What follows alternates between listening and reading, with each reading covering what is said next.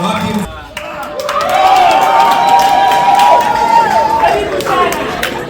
And before I sit, I would like to a special recognition for our brother Walter Nyambane, who is with us here, and of course the teams that have come from across the US and Africa to come and support us. Our brother Mageme from New Jersey, you are next, will be coming to New Jersey and the various other states. Asanteni sana, welcome Your Excellency.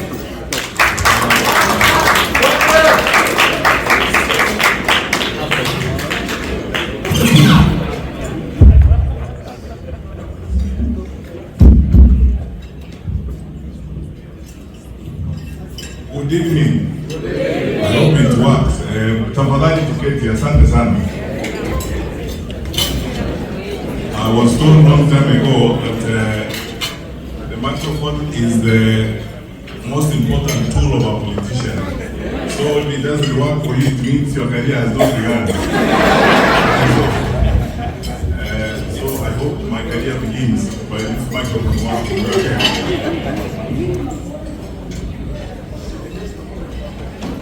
Okay, fair enough, somehow.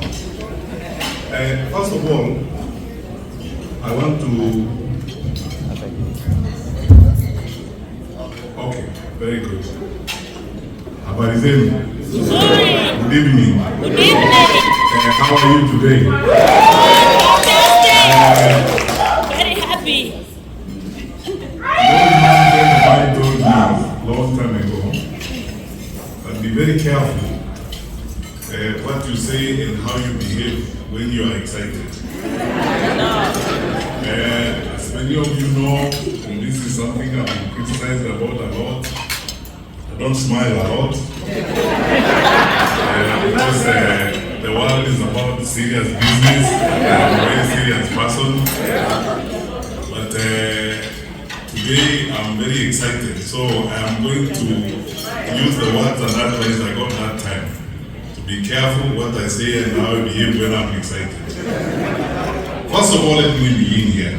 I want to very sincerely thank the Lord for the opportunity He has given us for this day. Quite frankly, many of you in this room know we've had a lot of back and forth on whether or not we are going to meet here. When we finally agreed to meet, I was told we have a big meeting tomorrow. So, as you know, since I'm not given to making many speeches, I'm more on the side of doing than on the side of talking. Then,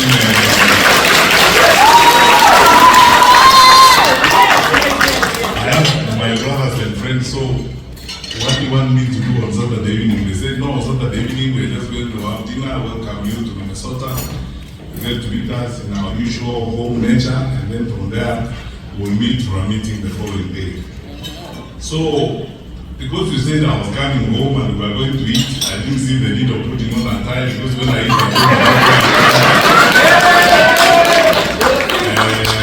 I almost arrived in slippers, because I was saying, you said we are just going to eat, and I don't have to dress in a manner that is reveling food. So let me just arrive, in my usual self. But anyway, here I am. I want to thank all of you, the organizers of this meeting, my brother Makori and my team, our national team that is here, that is coordinating us in the diaspora, my brother Maura and your wonderful wife, Dr. Weche, my brother Pande and all of you wonderful people in the national team. I was trying to count the number of professors in this room. Then I again lost count. I never sat, after when I taught at the University of Nairobi, I never sat in one audience with the number of professors such as are in this room tonight. No wonderful people, all of you were educated. Dr. Lina, I wish your speech was the last one, because we said everything and then we go after that. My brother Dr. Karanja, thank you so much indeed for the effort that you have made to be here. Your worship, the mayor, Asha, thank you for the memories of Moi Nairobi girls, and so on and so forth, and things we talk about. In this audience, there are many people that I share the story of my life with. My Sabbath school teacher was here, so don't ask me about religion any time, because you know that I actually started going to church when I was in Crowd Road, because you have seen my Sabbath school teacher here. My private school classmates, Professor Otiso and the rest are here. So I'm one of those people who don't think I go to order to prove that I went to school.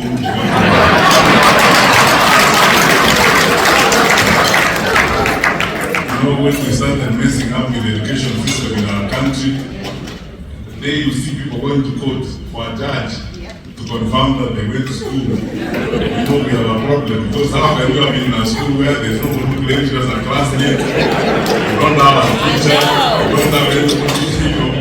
You have to wait for the judges to tell us that you actually went to school, right, and so on. And you don't need a judge to tell us that you went to school, because you must have a classmate like I do here, and so on.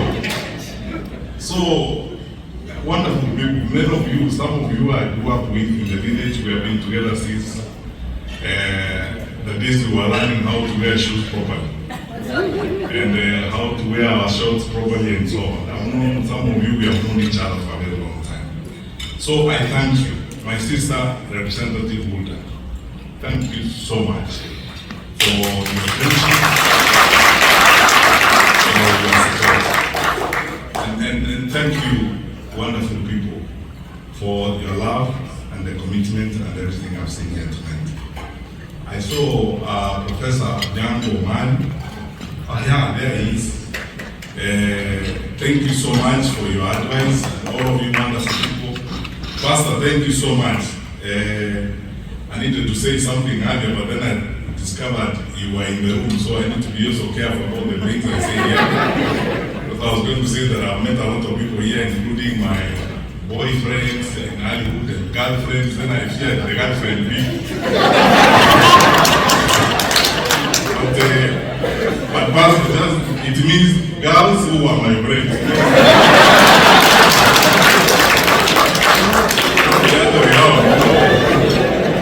English has a problem, because he was speaking Swahili, would say wapenzi, wale wasichana ambao tulikuwa marafiki, lakini now English doesn't have that.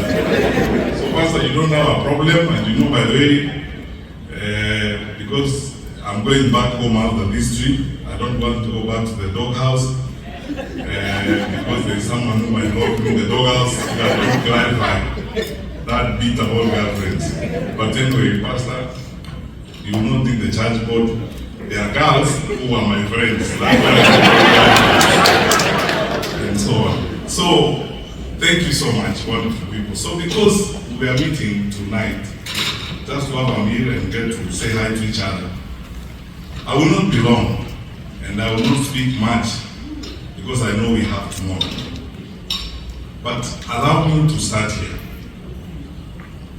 And Steve, this will be partly answering your questions. I have been debating a lot recently, and then you people will need to understand this. I know you will, but if I speak to you very politely and slowly about this, I know you will begin to understand this. Many of you, especially those that have said grew up with me in my village, know that we grew up from humble beginnings. We were raised by parents who were poor materially, but they were very rich in faith, in love, and their determination and focus on what is right in society. And for the entire time that I have served the public service for 10 years as a minister, for which I thank the Lord. I didn't have anything special. I didn't have to be the one appointed. It's just by the grace of God that I got the opportunity. Every single day, for which I thank God and for which I'm happy, was an experience of humility and very humbling. And every time, and then recently when I started doing this, I've been telling my friends, I don't know whether people know how emotional and how humbling public service can be. Let me give you 2 examples. I acted briefly at the Ministry of Lands, and the minister stepped aside. And every day, I would come into the office and you see, how people are suffering and so on. You see crowds of people in areas on the ground floor. So I decided that I would tell my peers and the other people to create a small office for me, so that on Wednesday, on the ground floor, instead of asking one and other people to come up, to create a small office for me on the ground floor where I could meet those people who had urgent problems that they thought the minister would solve. I didn't use the office for long, for this simple reason. I discovered that it was going to become a health issue to me, because it was going to be, you can emotionally, sometimes you hear things, you go home, you can't even sleep. Because you see, when a widow walks to you and tells you that she has lost her land to people because of fraud involving even public officials, and this poor widow cries before you, and she even tells you that, by the way, even the remains of my husband are on that piece of land, and now they have taken it away and so on. So you're solving those kinds of problems, and every time I came across that, I would get into that situation all the time. Even if you have a heart of stone, those things break you. One time we used to have a problem at one of our landed streets in the Rift Valley. So I decided, as I used to, because I believe that work must be done. Like I used to tell people, education is not delivered at Jogo House. Jogo House, we only have files and papers. Education happens in the schools where our children and our teachers are. So a good part of my week will be spent in schools. And I would wake up without preamble or introduction and turn up at school. And that is how I discovered the challenges and tried to solve the challenges with the teachers, the parents, and the students. Finally, one morning, 2 journalists from the local vernacular station, SIFM, after a public meeting, accosted me, ran to me, and said, they are trying to get my attention. They shouted in my mother tongue, because they knew that I would have to listen. They said, you have to help this woman. Ask them, what woman? He said, this widow. Said, what is it? They gave me some paperwork and so on. One of those journalists is in this room, James Kishan. For you guys, and then this story I'm going to tell you will tell you the trip or the journey that we are beginning. It will tell you the character of what we are trying to do. Finally, this was the story of a woman who had lived 6 years with the husband's body in the mortuary and her grandson's body in the mortuary for 2 years, somewhere in Kiamuka. The problem had gone unresolved. Mother had gone to court so many times, and I was shocked, first of all, when I heard about it. So I promised them, as usual, I will get into it. When I got into it, I called everybody responsible, including the Minister for Lands at that time. We had conversations, we called in public officials. We discovered, to our horror, what it was, that actually there was no reason why this woman's husband's body was in the morgue for 6 years. It was an attempt by some public officials and some well-heeled people to defraud her, to steal part of her land.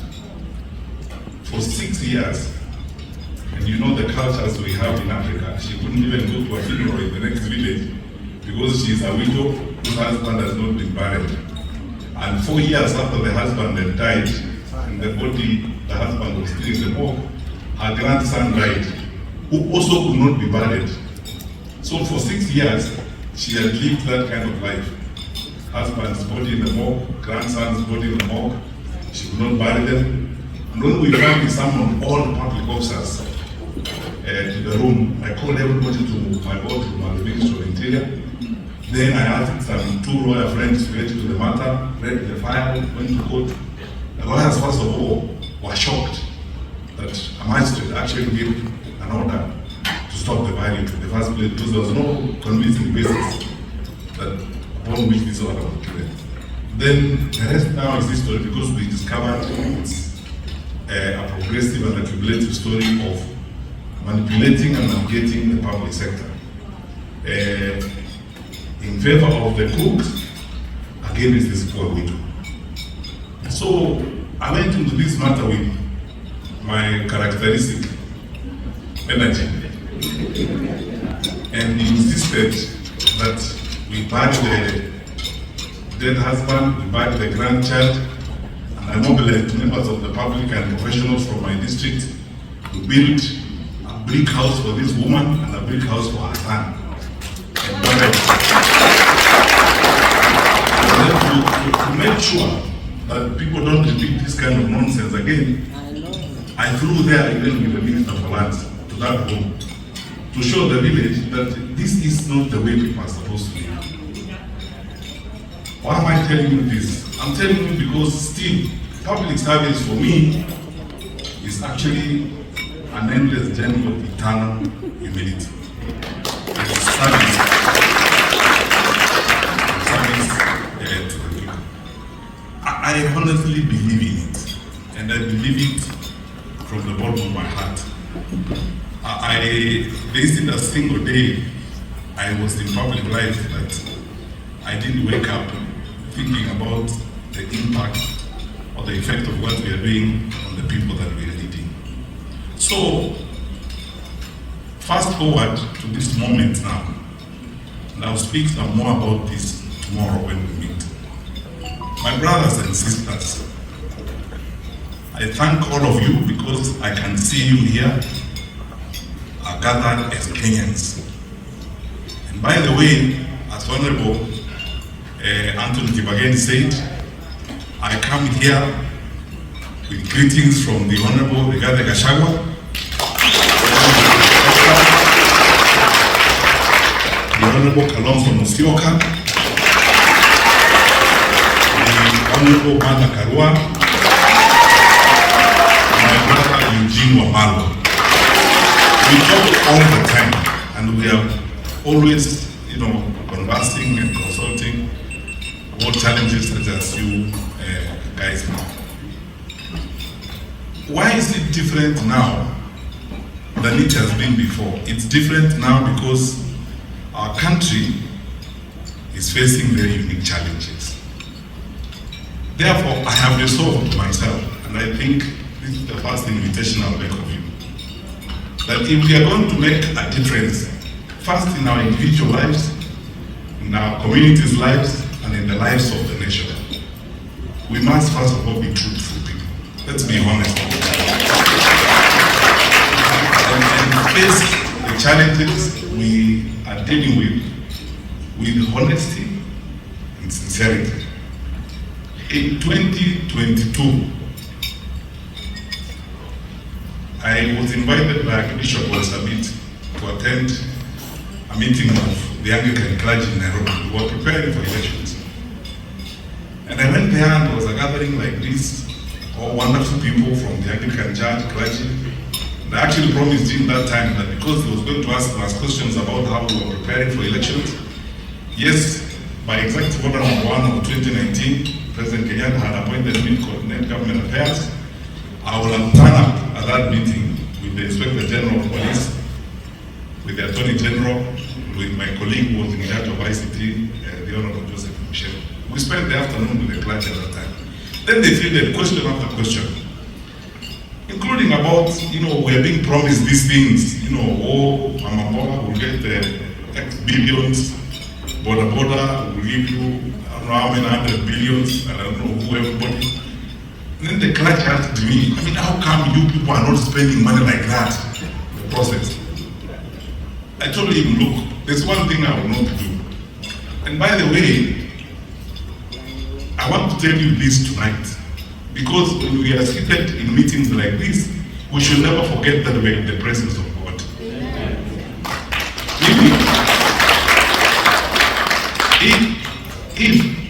If to get along and to go forward, I'm going to be forced to lie, to start creating things here. Look, I want to be very honest with you. I would rather not get that job. I'm not interested in lying to people, cutting corners and abusing people's trust, as it were. And I told the clergy who were listening to me that time, those are the videos we have been seeing doing rounds around. Told them you are being cheated, this is a lie. And after the COVID pandemic, now we have a pandemic of lies because of the elections.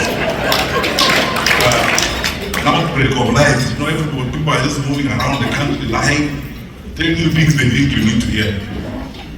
Now, we are about to start that pandemic of lies season 2 in Kenya. You see people flying around the country, talking about empowerment, you know, planes flying here, flying there.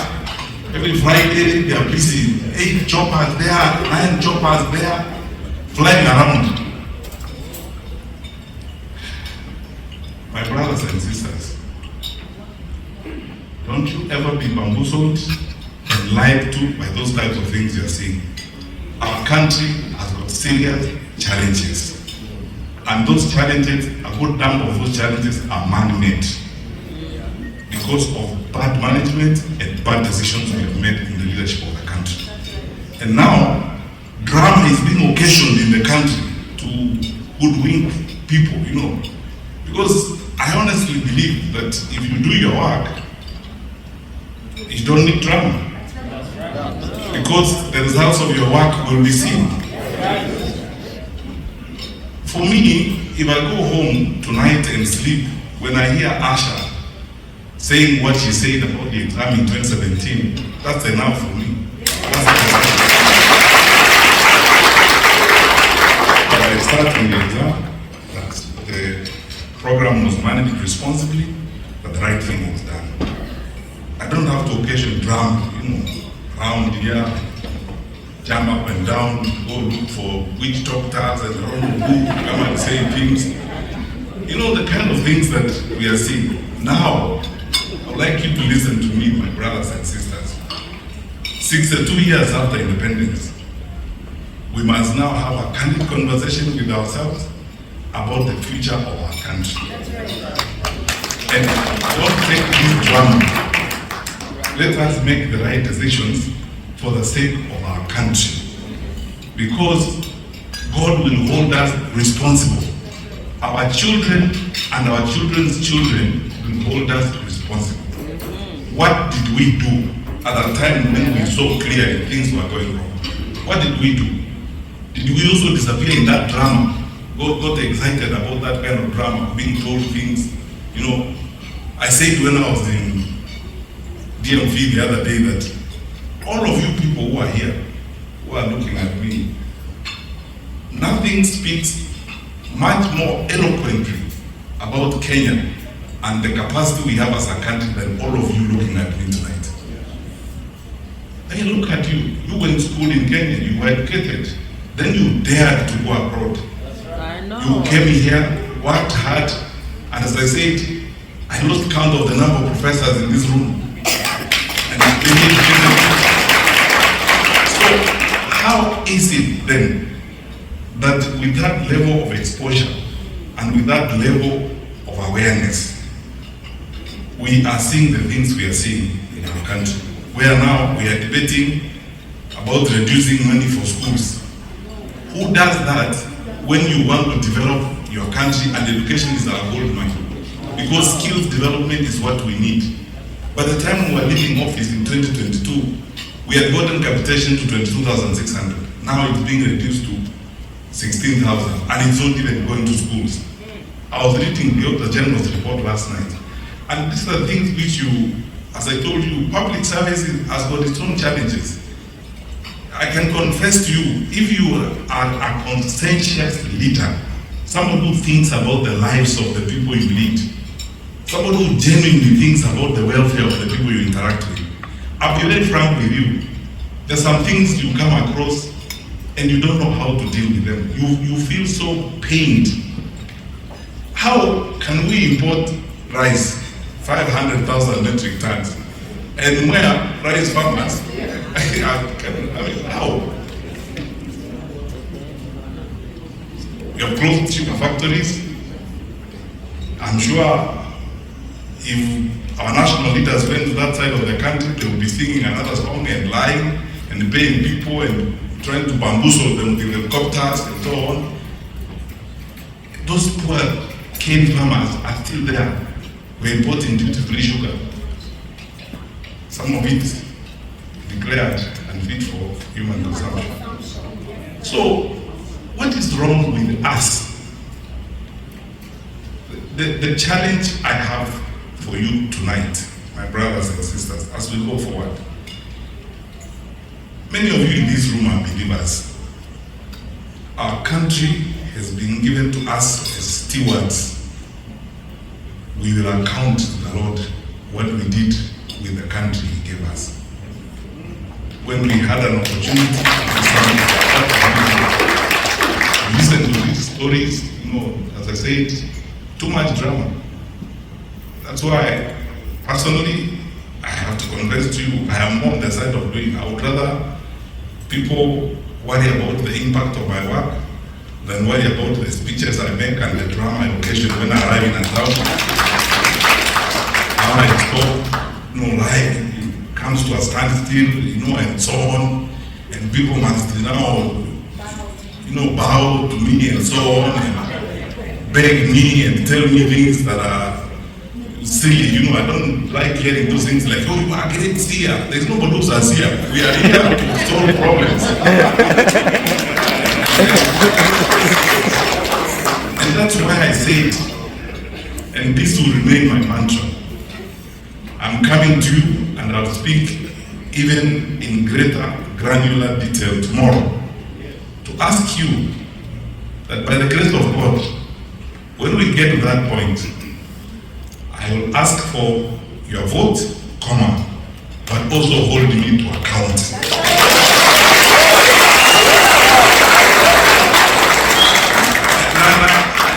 And when you have given me your vote, msinilete nyimbo tukuniimbia msinilete wimbo kucha mniulize maswali. I want to work. Mimi ni kazi ninauliza. Na nini mniulize maswali? So that then we go forward. So, my dear friends, I won't tire you because we have a date tomorrow and our time is quite spent. As you leave this room and go home, that's we meet tomorrow, and as you meet fellow Kenyans, those you talk to here and those you speak to at home, think about this. The people who have developed their countries, all these things we admire. My dear sister Lina, the systems work here, I agree with you. These people are not from us. They're human beings that just agreed to get stuff done, to get your work done. That's all. They're not from us. Just they know 2 and 2 is 4. That's all. They will not import rice when the rice farmers have got rice in their stores. They know our low level of political accountability is worrying. And look, as one politician in this country said, don't agonize, organize. That's right. So, let's not agonize. Let's not spend all our time describing our problems. Let's spend a lot of it looking for solutions and organizing ourselves on how we are going to move forward. I never end any remarks these days without saying this. Like you, I have incredible faith in my country. There is nothing wrong with Kenya. Our country is great and God has blessed us with a wonderful country. As I have proved before in public service, even here from this podium, I can give you names of over 50 public servants I worked with before. Because when I arrived in any department, I asked people. First of all, I asked my boss, the president. Because you are the one who has asked for votes from Kenyans. So the covenant is between you and Kenyans. I am your program officer. What do you want me to do when I get there? He tells me, like in the case of the Minister of Education, this thing about examination cheating is going to destroy us as a country. We have a problem with learning content, figure out how we can resolve the problem, and so on. So I tell him, boss, mimi ni mtu wa kazi, tomorrow tumeanza. And every time you go there, you meet wonderful people. That's when I worked very closely with the late, my brother, Professor Magoa, and all these people. When you sit down, you're brilliant. I mean, we are spoiled for choice. It's shocking that we are performing the way we are in some cases. Smart people who have got solutions. I call in the leaders of the secondary school science association. I shake hands with them. We sit down, we work on solutions. And people have suggestions. All they need is trust. That they trust you as a leader, that what you're telling them is going to work. That you don't tell them today, and change tomorrow, or alternatively, you tell them we are running a free system that is working, but you are the one receiving bribes at night. It doesn't work that way. Because you have to walk the talk, live your word, and nothing beats exemplary leadership. Because people will believe your actions more than they will believe your words. Does it work? So, my dear friends, I believe we have a great country. And I can tell you this without fear of contradiction or any doubt or hesitation. We will build our country. We need to pull ourselves together. We will resolve the challenges we have. We will fix them. And we will move forward. We are a resilient country. Our people are great. I can give you numerous examples. I was the Minister for Security during COVID. And during COVID-19, it's incredible what I saw, the spirit of the Kenyan people. The Kenya Association of Manufacturers, there's a woman called Phyllis Wakiaga, if you know her. Fantastic lady, CEO. Kenyan business people donated a water tank for every police station. Wow. Without anybody paying them. And they told me, Minister, we will take the water tanks and so that our police officers can wash their hands. I went to a roadblock at night in Nimuru, somewhere there at 1 a.m. to figure out, because that's one of our major routes of movement, so that we're dealing with the spread of infection. And I discovered that a businessman had agreed to supply our police officers on that roadblock with bread. But every morning, dutifully, that businessman was sending his van with bread to those police officers. And the women around that Nimuru area had come together and agreed to make tea for those police officers. In Katani, somewhere in Eastern Province, I went to a roadblock. I spent a Sunday afternoon with some women who really touched my heart. These women had come together and they had decided they would cook for the police officers on that roadblock. And they were beautifully putting munga together, cooking for them. One of them, the leader, is a lawyer. That's the spirit of Kenya. That's the Kenya I know. That's why wonderful people, as you go away from here tonight, please, if you forget everything I've said, don't forget this. We are better than what I'm seeing. We are better people. We have better people than the management I'm seeing of our country. Where thugs carrying weapons are moving side by side with uniformed police officers. We are better people than that. We are a better country. In fact, for us, 62 years after independence, we are a better and decent country. Those are things that are not descriptive of Kenya. Kenya is better than that. And make no mistake, that is not our destiny. That very lowly behavior, that very crazy conduct doesn't speak about Kenya. It's just a group of individuals who believe that they would hold on to power through crude mechanisms like those. But we are majority and we are better people. We will say no and we will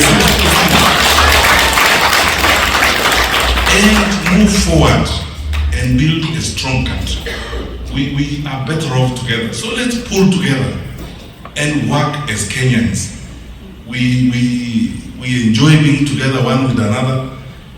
I mean, I love all these guys who are seated here. For the several hours I've spent here with Dr. Karanja, for example, I've learned a lot. We have even schemed a number of things.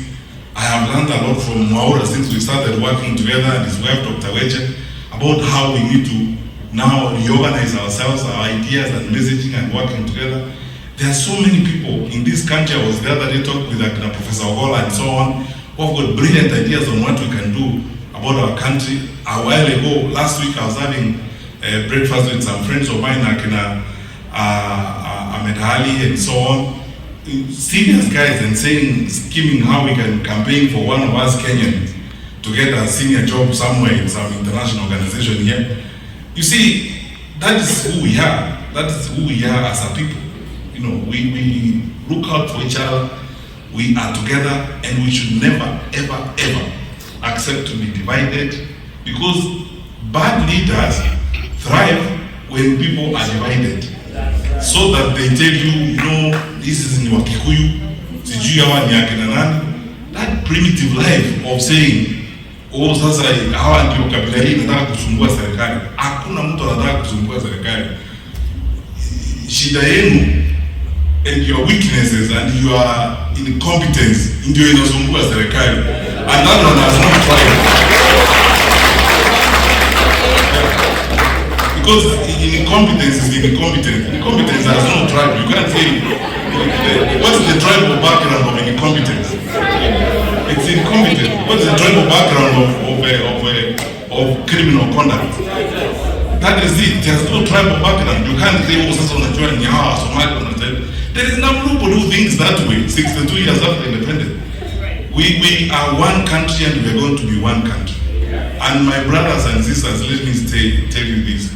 We must say no to those types of things and move forward by faith, armed with the commitment that we must have to our beloved country. And know this always, that as long as we are standing on the truth, and as long as we are moving in the direction of putting our people together and minding the welfare of our country, we will be traveling the direction of God. And that way, we will succeed. So, we will meet tomorrow. And when we meet, we'll discuss some more. Keep encouraging you, my brothers and sisters, those of you are in the diaspora. If this was a sermon tonight, I would entitle it Beyond Remittance. Let's stop talking about remittance. You remit, you are bringing money. We can't love your money and hate your ideas. So, I am one of those advocates, and I've discussed this with my colleagues, Rigathi Gachagua and Honorable Kalonzo Musyoka and Martha Karua and the others. If the petition, because last time when we were in DMV, we agreed with Akina Maura and the others that our petition is going to come from the diaspora to the IEBC to increase the polling stations in the US from 3 to 15.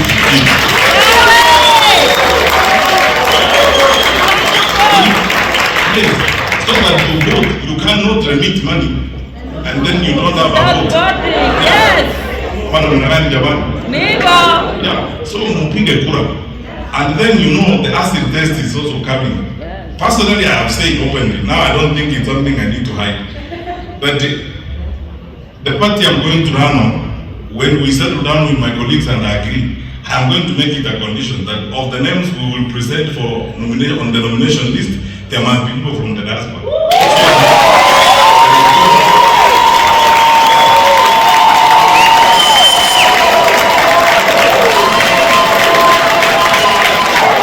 So that you can go to where these decisions are made.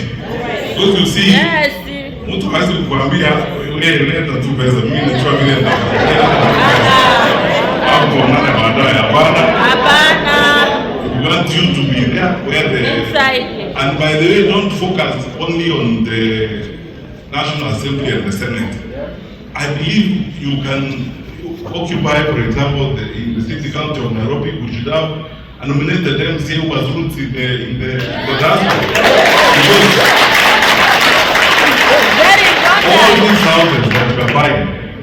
All these houses that you are buying, you are buying them where? They are not in air, you are buying them in Nairobi. And all these, these houses you people are putting money, you are buying them in Nairobi. So somebody should sit there when the decisions are being made to know how that is happening. And the various councils across the country, because when I was in government, the cooperative bank branch in Kisii was one of the highest recipients of remittances. From here. So you should actually have a nominee in that county assembly to see how the resources are going. So don't just send the money. Now also send your voice and your vote and participate. And thirdly, your people have got good linkages with leaders in this country. Representative is here, and some of you can talk to the governors in this country and the senators. My dream is, the way I've seen other countries are ratcheting up their costs, you too should ask questions of the representative institutions of this country. Because diplomatic relations are between people and people. The leaders only chaperone those diplomatic relations. So, if the US government has a security compact with the Kenyan government, it is pure and legitimate for you in the diaspora to ask the Senate Foreign Relations Committee here whether the resources and the support that is coming through that relationship is being used to kill Kenyan citizens. So that these issues are addressed and they are understood. So that we don't always be... Unajua kuwa uangwana bila kuuliza swali haiwezi kutusaidia sisi kama namna gani?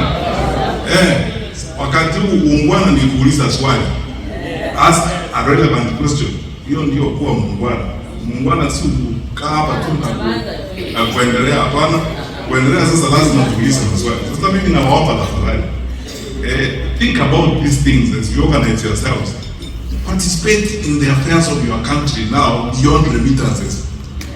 And ask the questions that you need to ask. And then you, by the time a guy leaves Machakos and gets here to even know where the Senate Foreign Relations Committee sits, I mean, you guys know already. You can just put together a petition, go to the senator, and let this matter go there, ask the question, what is going on in my country? You have a relationship. Where is these resources going? You are giving. You know what is happening with them.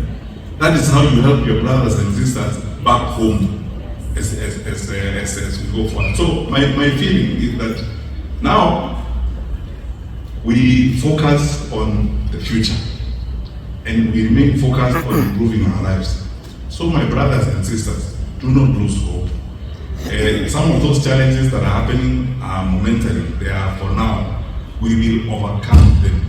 And if we pull together and work together, as we are saying, we will obviously improve the lives of our children. We will fix the challenges you are seeing in the education system right now. We will fix the challenges you are seeing in the administration of the country and clean up the country and have a better country as we move forward. I believe we are better people than this, and our better days are ahead. So, I ask for your prayers, for your support. We'll have some more conversations tomorrow. And as you go forward, these past messages to the others who are not here, that we are one people. We are not a gathering of tribes in Kenya. We are a nation and we are building a country. We should therefore see each other or see ourselves in each other. The challenges that people face in Kericho are the same challenges people face in Nyamira, in Nyeri, in Nakuru, in everywhere in the country. So we cannot be foolish enough to listen to these stories of dividing us as a people. Let's keep together and let us focus on the goal of fixing the challenges of our country so that we can be a better, prosperous, modern nation that God has destined us to be as it were. So, I wish you all the best. Thank you so much, everyone, all of you, national coordinators, the leaders of Minnesota, all of you wonderful people who have made the sacrifices to be here. I appreciate your contribution